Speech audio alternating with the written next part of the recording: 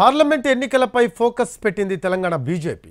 హైదరాబాద్లో జరిగిన పదాధికారుల సమావేశంలో ఎన్నికల్లో అనుసరించాల్సిన ప్రచార వ్యూహంపై దిశానిర్దేశం చేసింది. 6 హామీలంటూ కాంగ్రెస్ ఇచ్చిన మోసపూరిత వాగ్దానాలను జనంలోకి తీసుకువెళ్లాలని కిషన్ రెడ్డి కర్తవ్య బోధ చేశారు. తెలంగాణలో కాంగ్రెస్ 17 సీట్లు గెలవడం ఎంత కష్టమో రాహుల్ ప్రధాని కావడము అంతే కష్టమన్నారు కిషన్ రెడ్డి.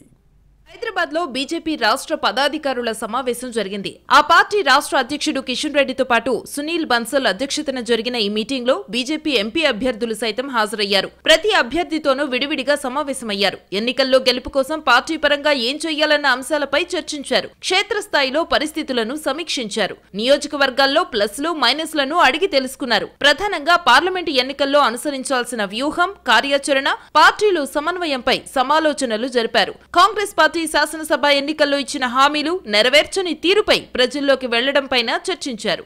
ఈ నెల 29లోగా ప్రతి పార్లమెంటు ఎన్నికల మేనేజ్మెంట్ కమిటీ సమావేశం పెట్టుకోవాలని పార్టీ పెద్దలు చెప్పారు. ఈ నెల 30 నుంచి వచ్చే నెల 1వ తేదీ వరకు ఎన్నికల మేనేజ్మెంట్ కమిటీ సమావేశాలు నిర్వహించాలన్నారు. అలాగే కేంద్ర పార్టీ నుంచి వచ్చిన ఆదేశాలు, బూత్ కమిటీల బలోపేతంపైన డిస్కస్ చేశారు.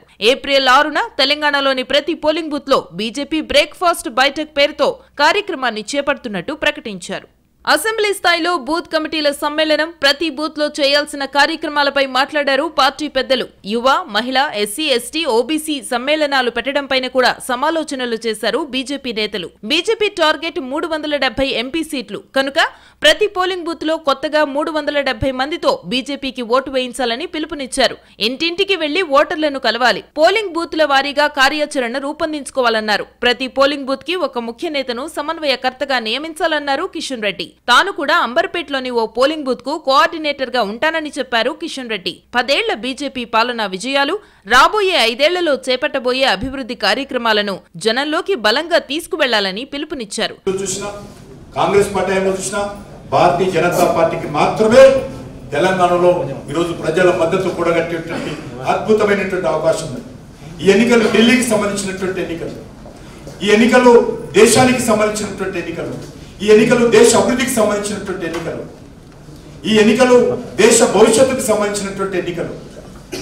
కాబట్టి నరేంద్ర మోడీ గారి నాయకత్వంలో ఈ దేశం గత 10 సంవత్సరాలు ఏ రకంగా పనిచేస్తుందో అందరికీ చెప్పాల్సిన అవసరం ఉంది. కాంగ్రెస్, బీఆర్ఎస్ లపై తీవ్ర విమర్శలు చేశారు కిషన్ రెడ్డి. తెలంగాణలో 17 సీట్లు గెలిస్తే రాహుల్ ప్రధాని అవుతారని, అప్పుడే 6 గ్యారంటీలు అమలు చేయగలుగుతామని సీఎం రేవంత్ రెడ్డి చెబుతున్నారని వ్యాఖ్యానించారు. అంటే 6 గ్యారంటీలను కూడా అమలు చేయలేమని సీఎం చెప్పకనే చెబుతున్నారని అన్నారు. కాంగ్రెస్ 17 సీట్లు గెలిచే పరిస్థితి లేదు.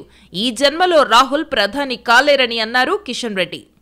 ముఖ్యమంత్రి గారు చెప్తా ఉన్నారు, ఇక్కడ 17 సీట్లు గెలిస్తేనే, రాహుల్ గాంధీ ప్రధానమంత్రి అయితేనే మేము 6 గ్యారెంటీలు అమలు చేస్తాము, కాబట్టి మాకు ఓటేయండి. 17 సీట్లు గెలిచే అవకాశం లేదు. రాహుల్ గాంధీ అయితే ఈ జన్మలో అసలు ప్రధానమంత్రి అయ్యే అవకాశమే లేదు. వచ్చే జన్మలో ఏమవుతాడో చెప్పలేం. కానీ మరి ఆ యొక్క 6 గ్యారెంటీలు అమలు చేయలేమని చెప్పి కూడా ముఖ్యమంత్రి గారు స్వయంగా చెప్పారు. అది ఢిల్లీ నుంచి డబ్బులు రావాలి. ఏ రాష్ట్రానికి ఆ రాష్ట్రాలు గ్యారెంటీలు ఇచ్చుకుంటే ఢిల్లీ డబ్బులు ఇవ్వాల్సిందని చెప్పి ప్రజలను మభ్యపెట్టేటువంటి ప్రయత్నం చేస్తున్నారు. ప్రజలను గ్యారంటీ చేసేటువంటి ప్రయత్నం చేస్తున్నారు. మోసం చేసేటువంటి ప్రయత్నం చేస్తున్నారు ముఖ్యమంత్రి. మొత్తానికి పార్లమెంటు ఎన్నికలు సమీపించే కొద్దీ బూత్ స్థాయిలో పార్టీ బలోపేతంపై దృష్టి పెట్టింది తెలంగాణ బీజేపీ. ఎన్నికల ప్రచారంలో అనుసరించాల్సిన వ్యూహంపై క్యాడర్కు దిశానిర్దేశం చేసింది.